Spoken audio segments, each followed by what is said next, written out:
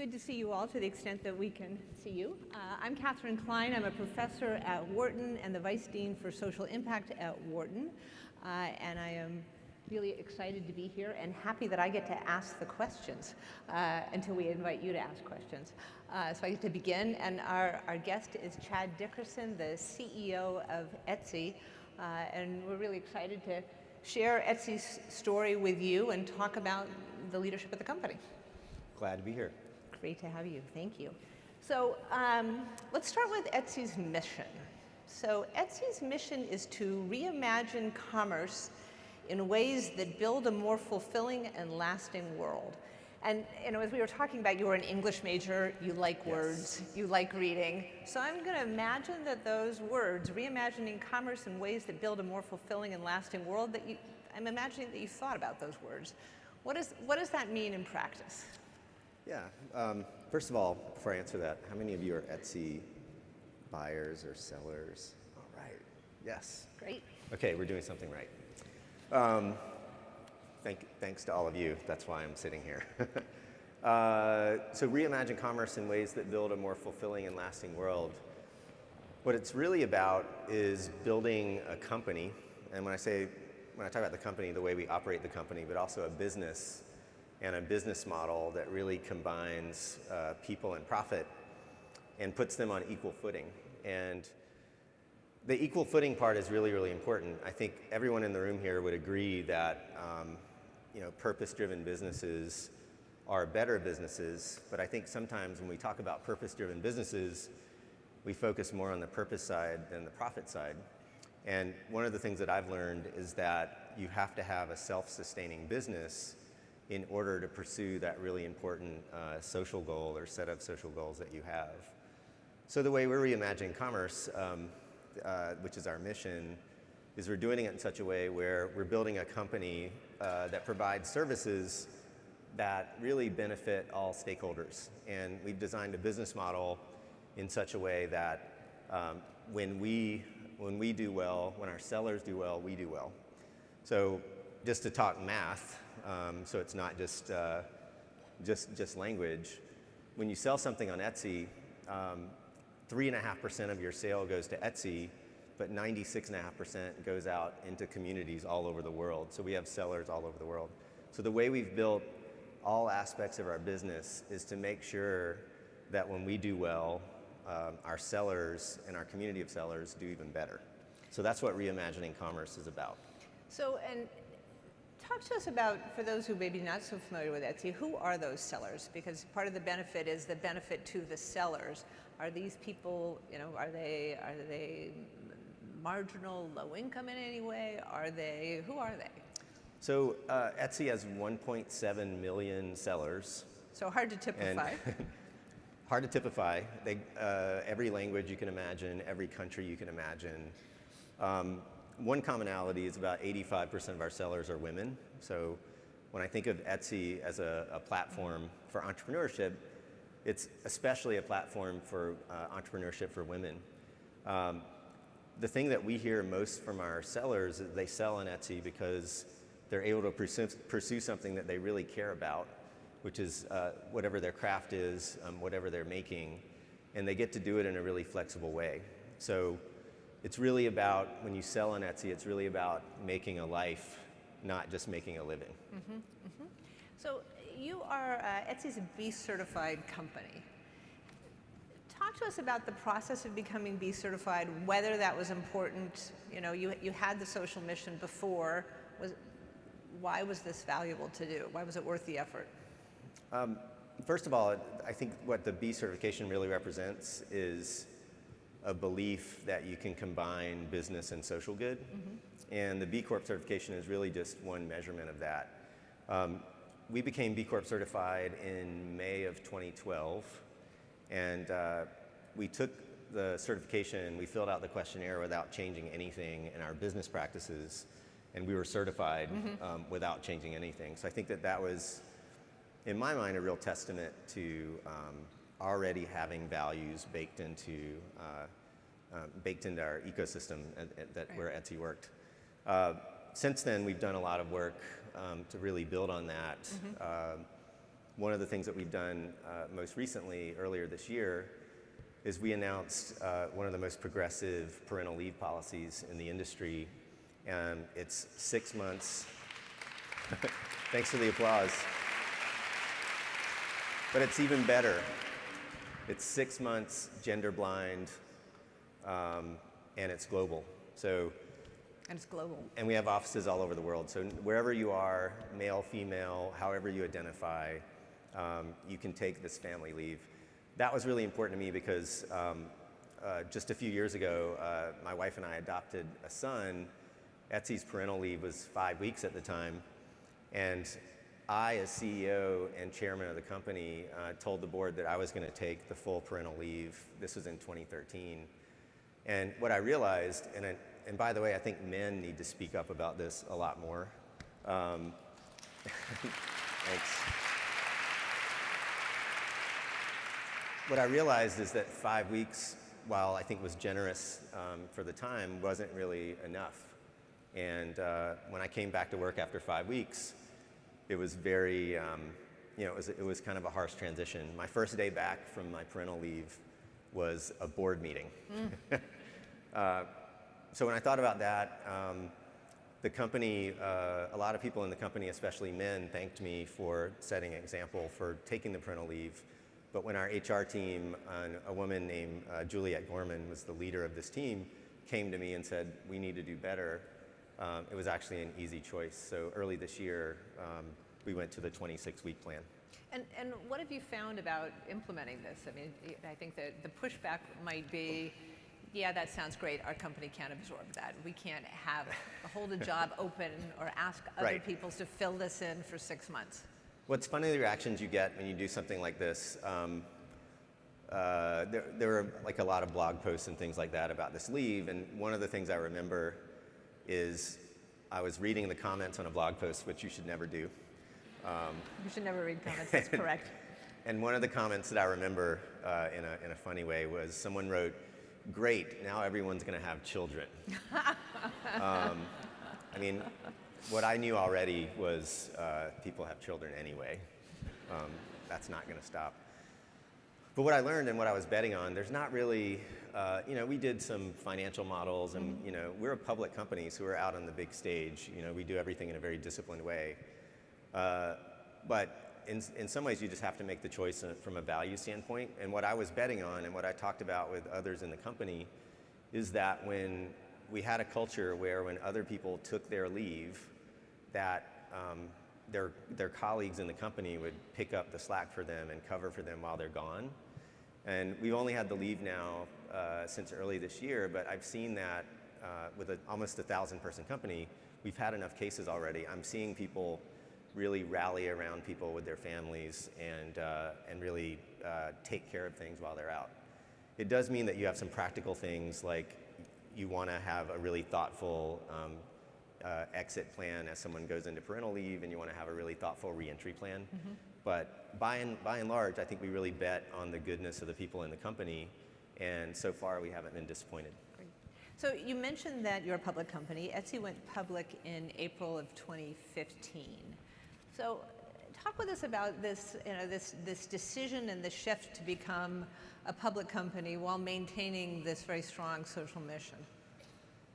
Yeah, it's really my belief that in order to really change how business is done, we need a movement of businesses in places like the public markets, large scaling businesses, insisting that that social good and business be combined.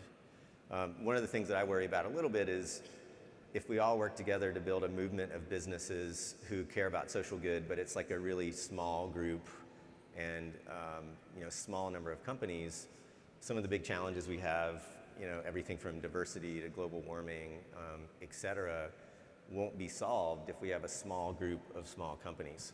So I wanted Etsy to go public, participate in the public markets as a way to really open that conversation with the business world in a much bigger way. Mm-hmm. So I've probably done 500 Wall Street investor meetings at this point, and we talk about the social mission and how it drives the business, how it increases brand loyalty, all the things that help a business.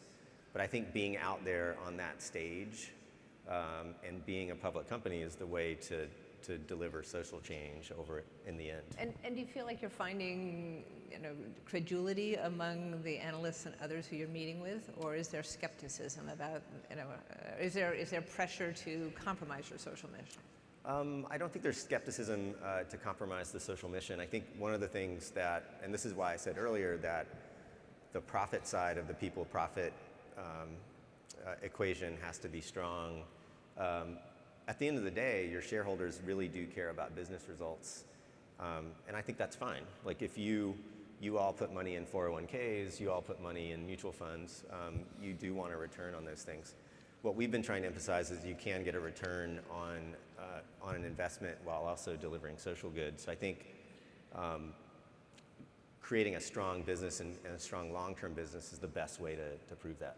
And we're still very early in our time as a public company. We've been out for 18 months. Right, and the stock has been up and down.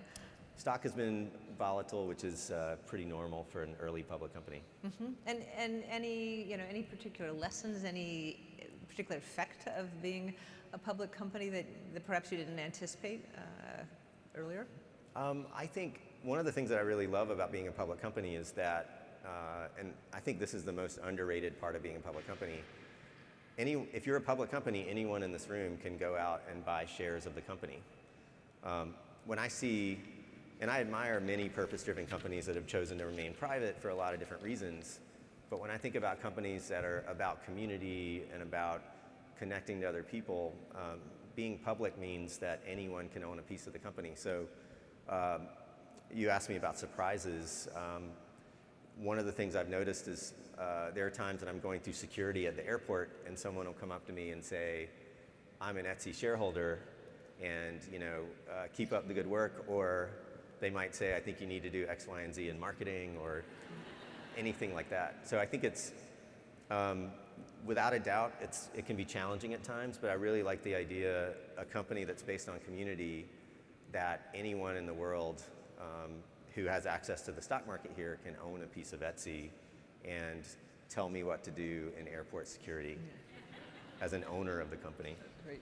So one of the things people have wondered about as they've looked at Etsy and maybe contemplated your stock is, can Etsy compete with Amazon and other competitors who may be getting into the space? So what's your answer to that? And what's been successful? Yeah. So many people look at Etsy and they don't often realize how long Etsy has been around. So next year will be our 12th year as a company. So Etsy's been around since 2005. And we've had various people come and try to compete in our space.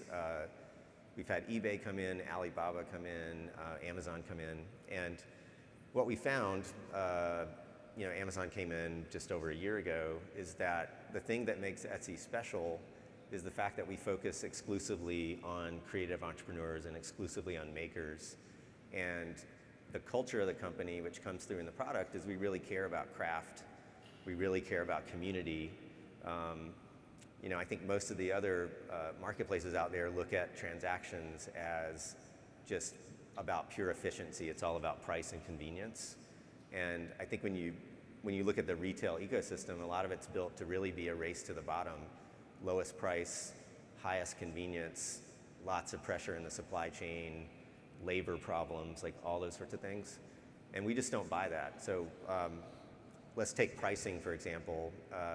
When we talk to our sellers, we quite often encourage our sellers to raise their prices and to value their labor and value the craft. We have a wholesale program, for example, where we're working with some major retailers, and we had them all sign commitments, everyone from Whole Foods to Paper Source to Macy's, essentially saying that they would treat our sellers really well, pay them fairly, pay them on time.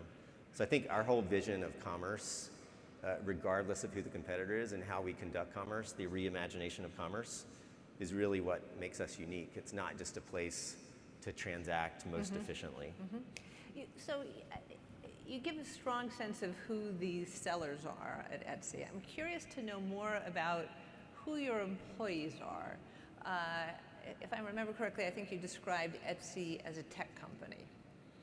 So when I think tech company, my stereotypes are not craft and makers and supporting necessarily sellers who are 75%, is that the number? Women. This would strike me as not necessarily complementary cultures. So the way I marry the crafts and the tech side is we really think about Etsy as a company that connects people through commerce. So we use technology as a tool to connect people all over the world, whatever language they speak, whatever devices they're using, and all of those things. The company itself is, I think, unlike most tech companies, is very diverse from a gender perspective. One of the things I'm most proud of is the gender diversity that we've achieved in the company. 50% of our board of directors is female. It's huge. 50% of our executive team. I'm not done yet. 50% of the board's women, 50% of the executive team are women, 50% of management positions are women at Etsy. So it's 50, 50, 50, like all the way down the line. And what I've learned in doing that is I know that's a challenge for the rest of the industry and industry at large. You really just have to do it. You really just have to. Someone asked me recently, how do you get women on your board? And I say, talk to women. Like, there are lots and lots of talented women out there. You just have to really, just commit to it. And so when I think about the employee base, aside from the gender diversity, it's also a very mission-oriented company. When I talk to people about why they're at Etsy, they're not there to build technology. Many of them are building technology, but they're there because we're helping artisans all over the world do what they love and make money from doing that. Yeah. So maybe I'll ask one more question, and then we'll let the audience jump in with questions, and I may come back and ask a few additional questions afterwards. But I think we may. Do we want folks to line up? Maybe a couple? Somebody who's coordinating this. But let me. So you talked about the culture and of Etsy, and I've read that when you were chief technology officer at Etsy, you built a culture of happiness. So how did you build a culture of happiness? And is this something that still exists throughout Etsy? Yeah, we really try to build a culture of. When we say happiness, we mean meaning. And so I think the sort of traditional .com office where people are playing ping pong and hopping around on pogo sticks, like, that's all fine and good. We don't have that, but I think happiness really comes from a sense of meaning in your work. So what we really focus on when we talk about that reimagination of commerce is really bringing meaning into the work that people are doing. And so in that sense, we are very focused on happiness, but not in a sort of superficial way. We want people to feel happiness from the mission, feel happiness from the connection with each other in the company. And it's really important to me that everyone bring themselves to work, bring their whole selves to work. And I think the parental leave policy, it sounds just like a policy, but one of the things that I think that does is it recognizes the role of parenting and the central role of that in many of our employees' lives, including my own. Even if you're not on leave, we're really honoring that part. And when you talk about this culture of meaning, so it's not ping pong tables, and it's partly this the larger mission of the company. It's the parental leave policy. Are there, in my field, when people will, as management professors and organizational psychologists, will talk about layers of culture and artifacts, things that we might see when we come to Etsy that says, oh, this is a different place. This is an interesting place. How would we see that there's a culture of meaning? How would, as if we were visiting this company for an hour or a week, what would we observe? I think on a really basic level, you would see people, for example, when they're taking a break from work, you'd see them making things.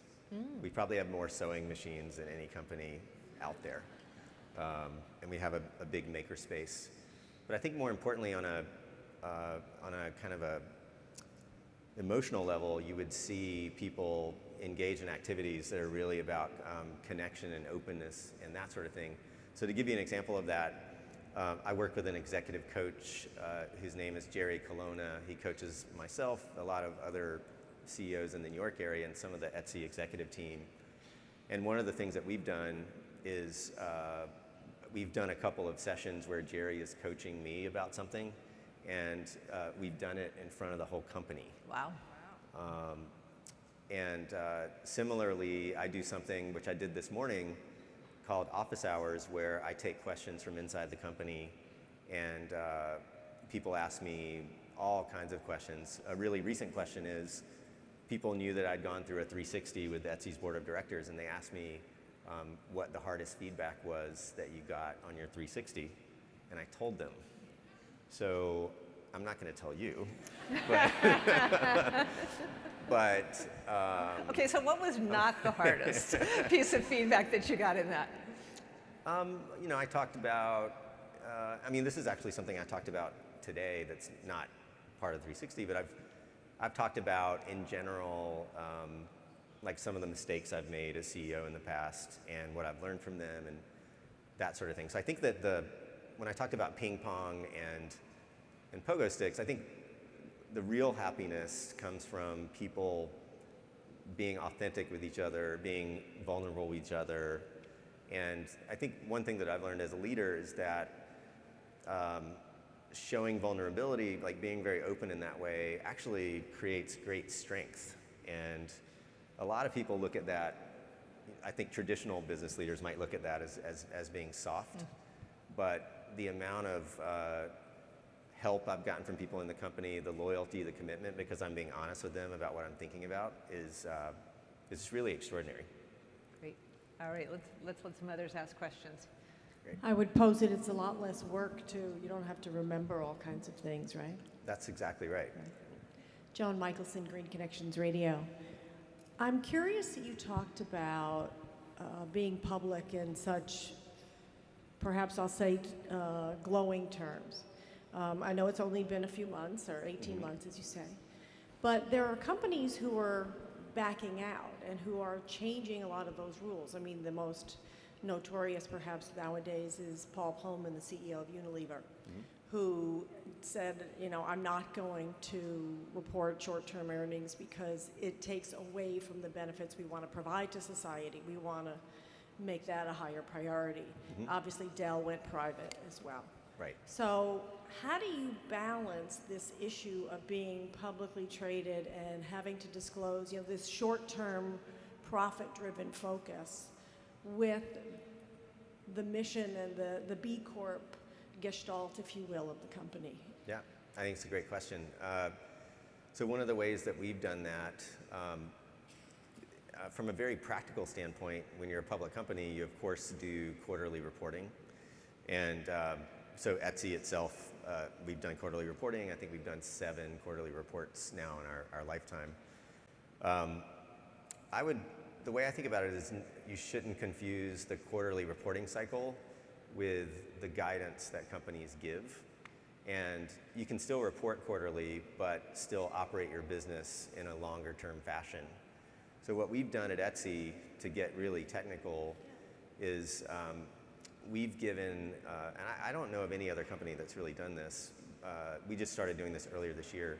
We've given 3-year guidance on growth rates on key metrics. And then we've given 1-year guidance with a little less fidelity, some more range there. And what I've found, in a practical sense, having done hundreds of meetings now with Wall Street investors, is I think if you're not sort of giving the next quarter as guidance, where you're giving a longer range, it actually allows you to have a conversation with investors about your long-term strategy, while also giving them the tools they need to do their jobs as investors. So it's still early in Etsy's lifetime, but I think that providing longer-term guidance is a way to really get the point across that you're long-term oriented, and not sort of falling prey to the quarter-to-quarter cycle. Just really quickly, does that change the analysis that you get, do you think? I think it could, but I think another part of it is you have a board of directors, obviously, and I think as a CEO, you have to make sure that your board of directors is behind that long-term thinking. And if you have the support of the board of directors in that case, I think the board is willing to ride the ups and downs of the stock market, and every company has ups and downs. Some of you might remember when Facebook went public, a year after Facebook went public, everyone said the Facebook IPO was a disaster. I wish I had invested in that disaster. And if you look at the history of Netflix, like all kinds of companies, the early months and the early times as a public company are often kind of volatile. But you have to really stick with the long-term plan. Thank you. Thanks for sharing with us today. I think everybody is learning a lot.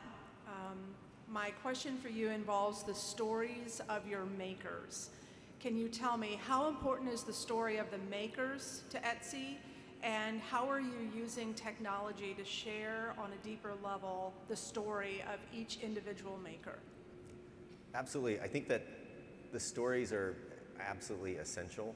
And if you look at Etsy and you look at our sellers' shop pages, there's an about section where many of them write narratives about themselves, and it's everything about how they came up with the idea, like sometimes about their families, that sort of thing. And I think if you want to reimagine commerce as we do, you really want to think about it as a personal endeavor, not just transactional. So I think those stories really help people connect to each other in a way that they couldn't otherwise do that. So we have text and photos and video and all the things that you might expect, but there are also stories underneath the surface. So one time, and this was actually before I was CEO, I was going to Austin, Texas, and I bought like a Western jacket to wear in Austin when I was going to Austin from a seller. And she mailed it to me, and I opened the box, and there was a bolo tie inside of it that I didn't order. And she wrote, I think this bolo tie would look great with this, and my husband doesn't use it anyway. So, that wasn't on her page, but that's a story that this happened 5 years ago, and it's a story that I tell. People ask me about my computer bag and ask me like where I got that, because they haven't ever seen anything like it in a store. So I think in some ways the currency of Etsy is all of these stories, the seller stories, the product stories, the things that happen when you open the box, all those things.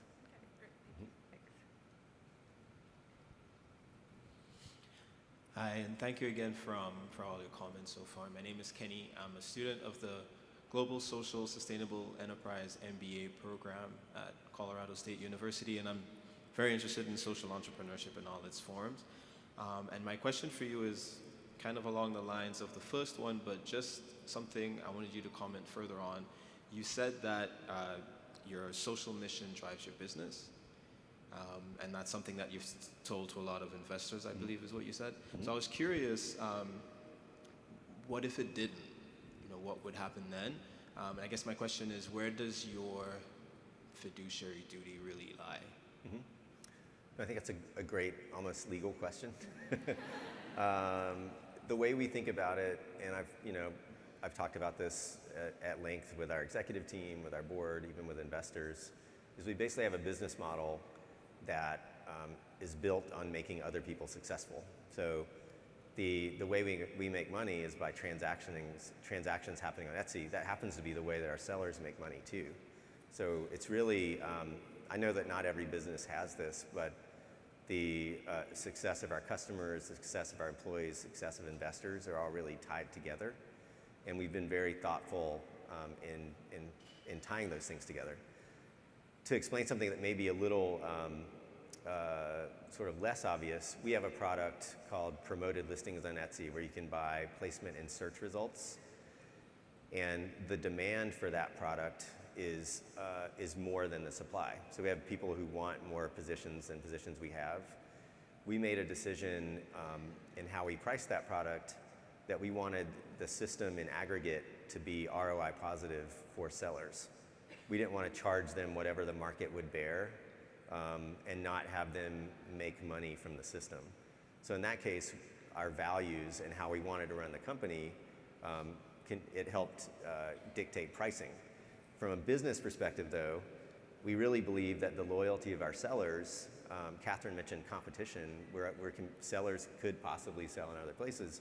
The loyalty of our sellers is really key to the success of our business, and we believe that offering services in which they're treated fairly and they get ROI positive results actually help us retain the sellers. So it's, I think that's socially responsible, but it's also very, very important to the business. So in that case, we always try to combine those things. And that's why I said earlier that people and profit together is really where the magic happens, not when you lean too much in one direction. Thanks for the question. I think my guess is we have time for 2, maybe 3 questions max. So just would suggest that we don't have more people line up. Hi, Roberto de la Peña from San Diego. Well, first of all, thank you so much for everything you do empowering creators. And my question is about this group of people that would really benefit from something like Etsy, but unfortunately don't have access to it. My family's from Mexico, and I'm often going back there, and I see a lot of very impoverished people make some really, really incredible things, but they have no way of sending it outside of their insular communities. And I was just wondering if Etsy does anything, to try and empower these groups of people, or would like to. Sure, that's a great question, and it's something that we've thought a lot about. I think looking way into the future, I think eventually internet access is going to be universal. It's going to take quite some time, and the nature of what happens on Etsy, I think, is really fascinating to me, in part because it's all about things that have been happening for thousands of years, but it's enabled by the internet. So it's this beautiful connection of heritage with technology. Etsy has always been about direct connection between the maker and the seller, and we've looked at developing countries, we've looked at Mexico and other places, and one of the challenges that we've always had is to be successful in those places, we have to work through like a sort of a middleman type of company, and we haven't gone there yet because some of those relationships are sometimes corrupt, and the people are being exploited in some way. So we haven't really focused on it yet, but I'm hoping as internet spreads around and as we have better ways to understand the reputation of people who are representing people who may not be able to represent themselves, that Etsy will be able to play a role in that. But I think the nature of Etsy is such that Etsy should be able to enable craftspeople anywhere in the world. So wait and see, I guess, a little bit. Great question. Great.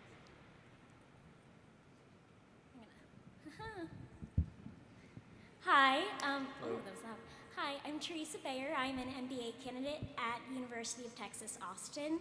Longtime admirer of Etsy. What excites me most is what your company is doing is allowing artists to make a living doing what they love, like you were saying. I know in the past, Etsy sellers were really just selling handmade items, and now there have been new connections made with sustainable manufacturers, which is allowing people to get much more reach. Do you see there being more movement in that direction as the company moves forward, especially with it now being a public company? If you could speak to that. So what you're referring to is we, a few years ago now, we updated our policies to allow, in very constrained circumstances, manufacturing help. And it was absolutely controversial without a doubt, but what it really was is a recognition that more and more items and more creativity could be expressed through new technology. And we wanted our sellers to be able to leverage that technology. There's a principle that we call ART, authorship, responsibility, transparency, that governs that. You have to be the creator, that's the authorship. You have to take responsibility for the supply chain, that's the responsibility part. And then transparency, you have to declare like who you're working with, whether it's people or some firm or whatever. But taking a step back, technology marches on, and even when Etsy was started, for example, 3D printers were only available to industry, and now you can have a 3D printer on your desktop. And so we had, for example, jewelry makers who were using 3D printers to make jewelry and print jewelry, sometimes prototypes, sometimes actual jewelry, and they were getting tripped up on, is this handmade? Because I'm designing it on a computer screen, it's coming from my mind, and I'm printing it out, but I'm not like touching it with my hands. And we believe that that is the spirit of handmade. Very similarly, if you look at the history of machinery, when the sewing machine was invented, which is near and dear to every person on Etsy who makes clothing, for example, the person who invented the sewing machine, his workshop, this was in France, was ransacked and burned down by tailors who were protesting this creation of this machine. So I think over time, technology makes things seem more commonplace than they seemed when they first came out. And we're trying to enable technology to really empower people to make the things that they love making. So, there aren't people on Etsy who are using, large-scale factories and that kind of thing. Great. All right, last question from the audience, and then I think I'll sneak one in. Hi, I'm Carolyn. Nice to meet you. Nice to meet you. Sorry, I'm really tall. Okay, so my question is that since there's so many different communities and individual sellers all throughout the world, how do you kind of help promote the spirit of Etsy and sustainability and all the things that you stand for with like over 1 million sellers? Yeah, that's a great question. So we have 1.7 million sellers, and there's another unit underneath that is one of the most amazing things about Etsy. I don't think we talk about it enough. And it's called Etsy Teams. And so there are over 10,000 Etsy teams around the world. These are self-organized groups of Etsy sellers. And they often meet in person. Sometimes it's online only, but they're in places like Rome, Berlin, New York, Brooklyn, Tokyo, like basically everywhere in the world. Everywhere I travel, I'm sure there are a bunch in Philadelphia. Everywhere I travel, there are Etsy teams there. And we have events. We actually had one this weekend, which was a team captain summit, where we invite all the team captains in a particular place. This weekend, it was in Europe. We invited them to Paris, and it's kind of like a world congress of Etsy sellers. So the bigger the 1.7 million sellers gets, and we expect that to grow over time, and the more these small teams underneath tend to create themselves and kind of break this large community into small actual communities. One quick example that was really exciting, the Etsy SF team, San Francisco, did a event, a holiday market last holiday season on the Embarcadero in San Francisco at one of the piers, and we did some small bits of promotion for them, and 35,000 people showed up, and they had to call the fire marshal to manage inflow and outflow. So it's a very powerful on-the-ground network of people who I really enjoy meeting every time I travel anywhere. It's just really, really amazing. I've had Etsy teams like make dinner for me, pick me up at the airport, like all kinds of things. That's great. So cool, It's awesome. thank you. So Yes. I'm going to sneak in 2 questions. We'll be more or less on time. So the last questioner asked about sustainability, and I know that when we talked earlier, you talked about, I think, Etsy Solar. Yes. And the kind of innovation and the creativity involved in how do we reduce Etsy's sort of carbon footprint? Yeah. So we did a study of Etsy's carbon footprint, and of course there's our office and there's our data center, but we looked at all the shipping activity on Etsy, which is really core to what happens on Etsy. People are buying and selling and shipping things all over the world, and that was the vast, vast, vast majority of carbon emissions related to Etsy. And it can look like a completely insurmountable problem. We asked ourselves, like, what can we do about this? Like, how can we deal with this? Last year, well over $2 billion sold on Etsy. So it's a lot of activity, and it's global activity. So we started talking to solar companies just about their businesses, because we were exploring, like, how could Etsy get into energy? Like, how can we do all this stuff? One of the things that we found, and this is where I think combining a good business mind with social purpose really matters, and I didn't do this work, it was the team at Etsy. We found that the largest cost in solar is customer acquisition cost. So they spend the vast majority of what they spend in running their business on acquiring customers. So we started talking to a company called GeoStellar in more detail about this, and we came up with this idea that is currently in pilot. We're doing it right now. We said, what if we connected Etsy's community to GeoStellar basically connected you with the customers, and we reduced your customer acquisition costs down to 0, would you give reduced solar to our customers? And they said yes. And then we asked them, we want you to give reduced solar to our customers because we just saved you a lot of money. Our customers are getting reduced solar. We asked our customers if they signed up. And reduced solar meaning solar energy at a lower cost. They get a much better deal from GeoStellar to get solar panels on their houses. We asked them if they would assign their carbon offsets to Etsy. So we believe, and this is very, very early, we believe that we can be the first carbon neutral marketplace by providing solar energy to Etsy community to offset the carbon of all of the shipping around the world. And I don't know of anyone else doing that. That's great. That's great. All right, last question for you. You were an English major in college. Yeah. You're a big reader.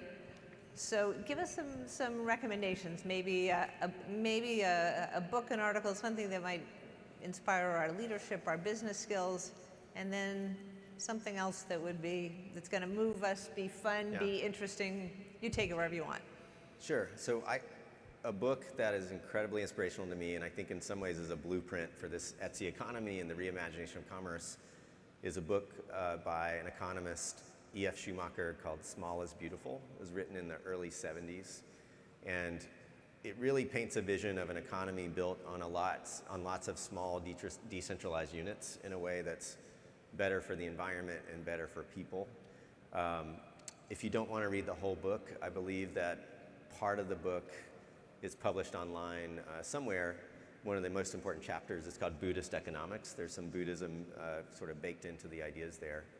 And it's really about building this economy based on units that are more manageable, more human scale, and that sort of thing. It's a kind of a book that I reread every couple of years, and every time I go back to it, it inspires me in a totally different way.